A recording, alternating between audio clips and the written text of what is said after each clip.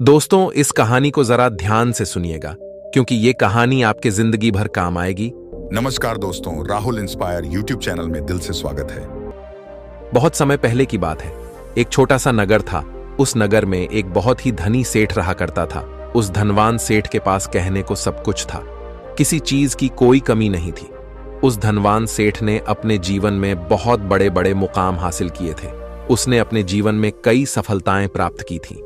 वह जिस नगर में भी व्यापार करने जाता, वहां पर भी उसे सफलता मिलना निश्चित था।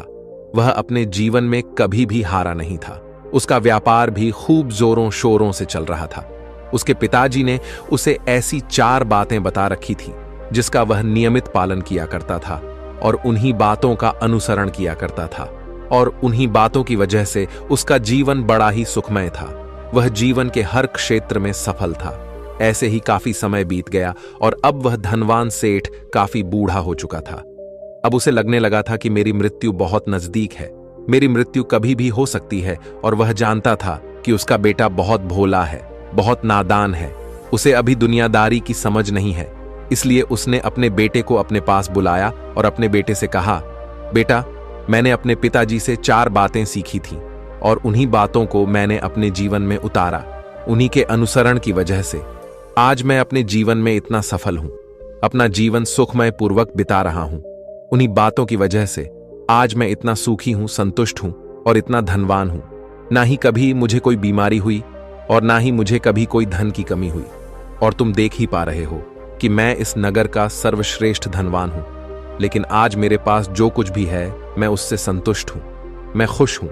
लेकिन मैं चाहता हूं कि तुम मुझसे भी आगे बढ़ो। तुम और नाम कमाओ, तुम और धन कमाओ, लोग तुम्हारे बारे में जाने, तुम्हें पहचाने। क्योंकि हमारा समय कुछ और था और तुम्हारा आने वाला समय कुछ और ही है। उस धनवान सेठ ने अपने बेटे को अपने और करीब बुलाया और उससे कहने लगा, बेटा, आज मैं तुमको दुनिया की ऐसी 4 महत्वपूर्ण बातें बताने जा रहा हूं जो मुझे मेरे पिताजी ने बताई थी और इसी के कारण आज मैं इतना सफल हूं। यदि तुमने इन सभी बातों को अपने जीवन में उतार लिया, इनका नियमित तौर पर पालन किया, इनका अनुसरण किया, तो तुम भी अपने जीवन में बहुत धनवान बन जाओगे। अपने जीवन को बहुत सुखमय तौर पर बिताओगे। इन बातों के अनुसरण से ना तो तुम्हारे घर परिवार में कोई दुख आएगा और ना ही तुम्हारे व्यापार में कभी कोई परेशानी उत्पन्न होगी। इतना कहकर धनवान सेठ अपने बेटे को 4 बातें बताना शुरू करता है। वह कहता है, बेटा, सबसे पहली बात है काम पर छाव में जाना और छाव में आना। दूसरी बात, अपने घर के चारों तरफ चमड़े की बांध रखना। तीसरी बात, हमेशा खाने को मीठा करके खाना। और चौथी बात, अपनी पत्नी को हमेशा बांध कर रखना। इतना कहकर वह धनवान सेठ अब निश्चिंत हो चुका था। वह यह जानता था कि उसका बेटा बहुत भोला है। वह अपने पिता की बात अवश्य मानेगा और इन सभी 4 बातों को अपने जीवन में उतारे और इनका अनुसरण भी करेगा। देखते ही देखते कुछ महीने बीत गए और फिर एक दिन धनवान सेठ मृत्यु को प्राप्त हो गया। अपने पिता की मृत्यु के बाद उस धनवान सेठ के बेटे ने उन सभी 4 बातों को एक कागज पर लिख लिया ताकि वह उन्हें भूल ना जाए और उन्हीं बातों को वह अपने जीवन में उतारने लगा। उन 4 बातों का अनुसरण करने लगा। सबसे पहली बात जो उसके पिता ने उससे कही थी, छाव में जाना और छाव में आना, तो उसने अपने घर से लेकर अपनी दुकान तक पूरे रास्ते पर एक टेंट लगवा दिया। क्योंकि उसके पास पैसा तो बहुत था और उसे कोई रोकने वाला भी नहीं था। जब भी कोई उससे पूछता कि आखिर तुमने ऐसा क्यों किया, तो वह उसके जवाब में बस इतना ही कहता कि मेरे पिताजी ने मुझसे ऐसा ही करने को कहा है। इसके बाद उसने अपने पिता की अगली बात का अनुसरण किया। उसने अपने घर के दोनों तरफ चमड़े की एक दीवार खड़ी करवा दी। इसे देखकर आसपास के लोग बहुत क्रोधित हो गए। वे लोग उससे झगड़ा करने पर भी उतर आए। कई लोगों ने तो यह तक कह डाला कि आखिर तुमने ऐसा क्यों किया, चमड़े की बाड़ तुमने क्यों खड़ी करवा दी। चमड़े से बहुत बदबू आती है और इससे हमें तकलीफ होती है, इसे आज ही निकलवा दो। लेकिन कोई उसका कुछ भी ना बिगाड़ सका क्योंकि उसके पास बहुत पैसा था।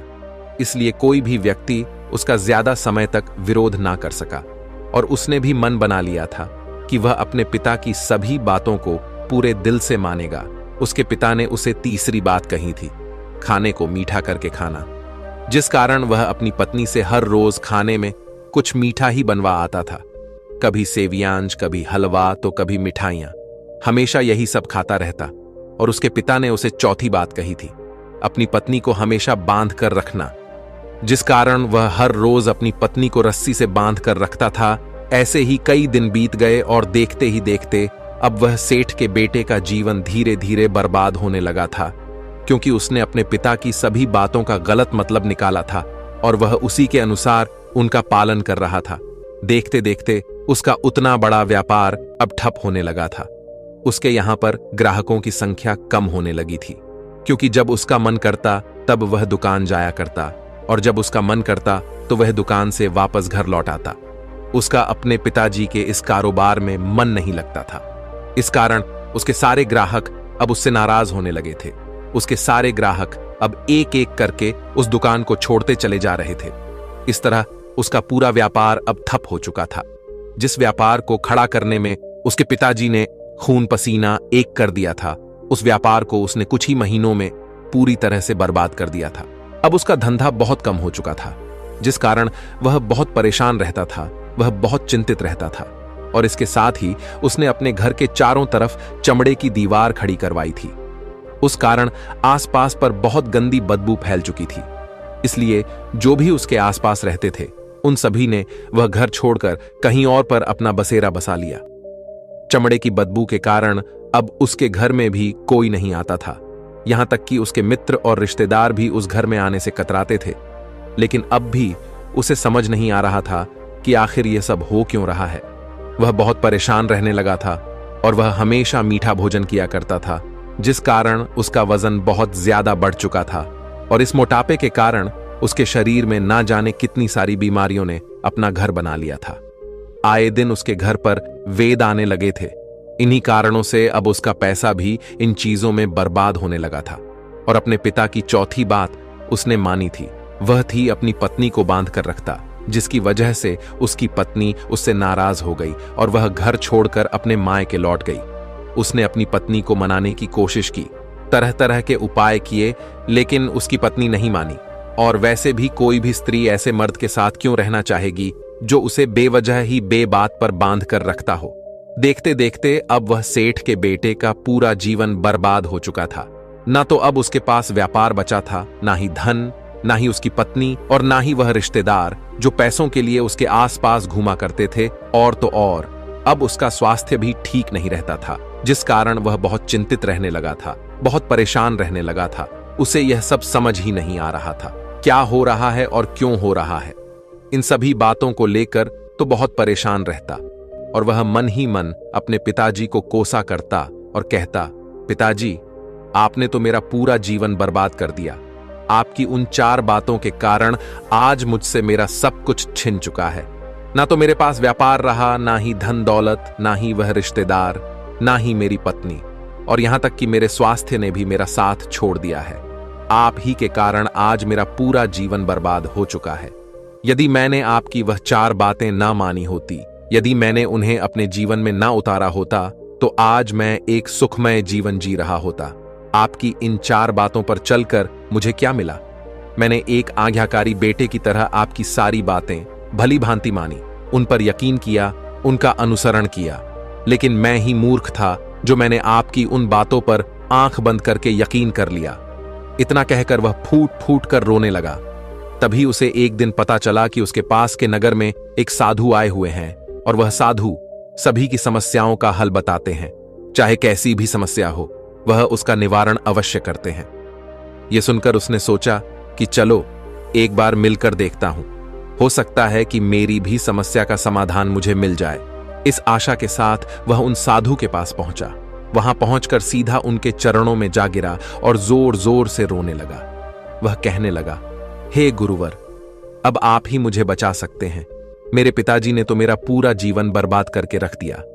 आज मेरी जो भी स्थिति है वह सब मेरे पिताजी के कारण ही है।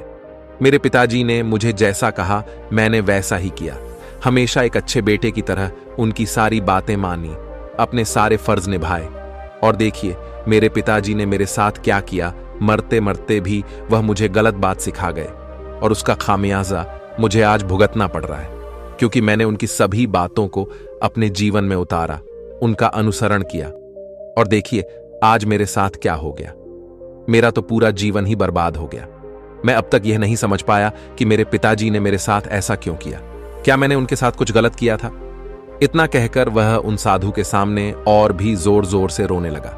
तभी वह साधु महाराज उस सेठ के बेटे से कहते हैं, बेटा चुप हो जाओ, पहले मुझे अपनी सारी बात तो बताओ। आखिर तुम्हारे साथ क्या हुआ है?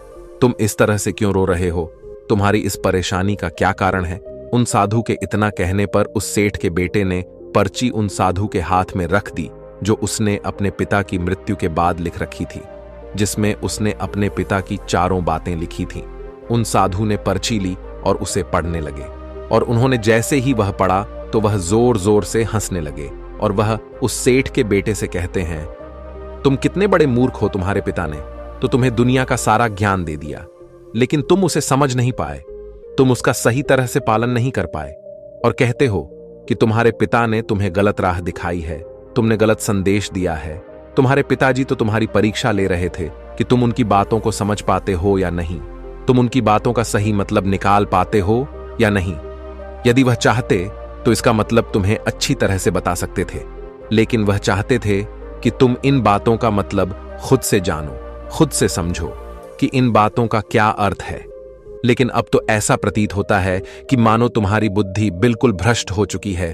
तुमसे बड़ा मूर्ख मैंने आज तक नहीं देखा। जिसके पास दुनिया का इतना बड़ा ज्ञान हो, वह भला इतनी बड़ी मूर्खता कैसे कर सकता है? तुम्हारे पास कोई ज्ञान नहीं है, तुमने कोई भी ज्ञान अर्जित ही नहीं किया। अगर तुम इन बातों का सही मतलब समझ चुके होते तो तुम भी अपने जीवन में अपने पिता की तरह ही सफल होते, खुश होते, और तुम्हारा जीवन सुखमय तरह से बीत रहा होता। लेकिन तुम इतने बड़े मूर्ख हो कि तुमने अपने पिता की बातों का गलत मतलब निकाल लिया। उन बातों के मतलब के बारे में तुमने सोचा तक नहीं। उन्होंने जैसा कहा तुमने वैसा करना शुरू कर दिया। यदि तुम्हें उन बातों का अर्थ नहीं पता चल रहा था तो तुम किसी ज्ञानी से मिल सकते थे, तुम उससे उस बात का मतलब निकाल लेते। लेकिन जैसा तुमने अपने पिता की इन बातों को समझा है, इसका मतलब वैसा नहीं है। इस पर वह धनवान सेठ का बेटा कहता है, हे गुरुवर, आप क्या कहना चाहते हैं? क्या मैं अपने पिता की बातों को सही नहीं समझ रहा? और वैसे भी इसमें समझने लायक है क्या? उन्होंने तो सब कुछ साफ साफ ही बताया था और मैंने उन्हें अपने जीवन में उसी तरह से उतार लिया। तो फिर मैंने गलत क्या किया है? इस पर गुरुवर एक बार फिर मुस्कुराने लगे और उस सेठ के बेटे से कहते हैं, बेटा, यह जो बातें लिखी गई हैं, इन बातों के पीछे एक गहरा अर्थ है जिसे तुम समझ नहीं पाए। इसी कारणवश तुमने यह मूर्खता कर दी और इसी कारणवश तुमने अपना पूरा जीवन बर्बाद कर लिया। लेकिन अब भी कुछ नहीं बिगड़ा, अब भी तुम्हारे पास बहुत समय है। यदि तुम चाहो तो अब से मेहनत करके भी तुम अपने जीवन में एक बार फिर से वह खुशहाली, वश, समृद्धि सब कुछ हासिल कर सकते हो। इस पर वह सेठ का बेटा कहता है, ठीक है, कृपया करके मुझे उन चारों बातों का मतलब समझाइए। आखिर उन चार बातों का क्या अर्थ है? इस पर साधु सेठ के बेटे को कहते हैं, तुम्हारे पिताजी ने तुमसे कहा था, काम पर छाव में जाना और छाव में आना।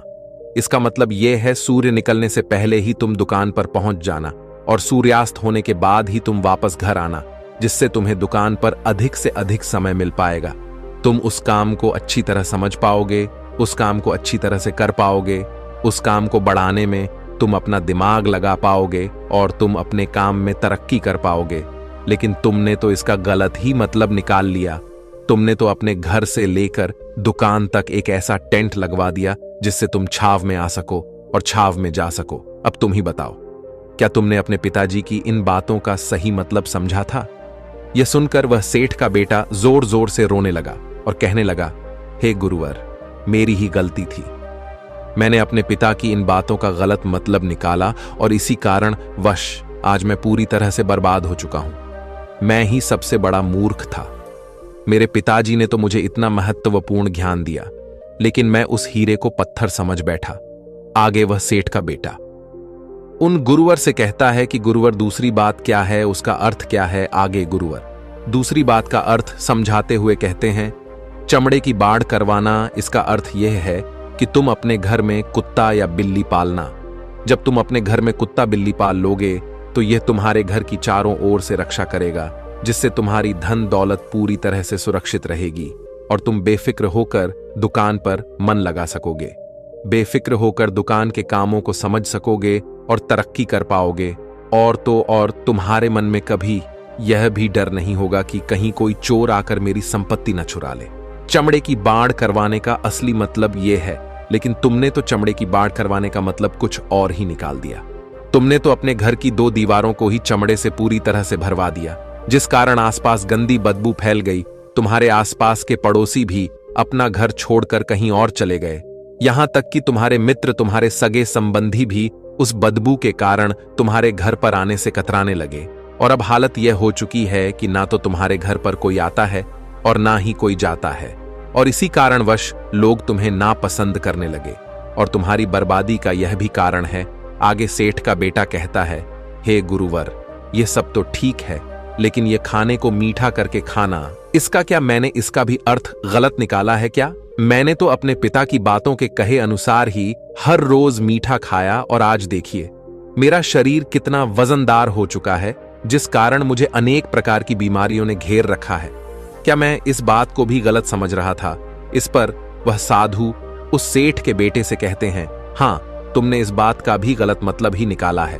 मीठा करके खाने का अर्थ यह है कि जब भी तुम्हें भूख तेजी से लगे तभी तुम्हें भोजन करना है, ना उसके पहले और ना उसके बाद। अन्यथा यदि तुम्हें भूख ना लगी होगी और तुम्हें भोजन मिल जाए तो तुम उस भोजन की कभी कदर नहीं करोगे।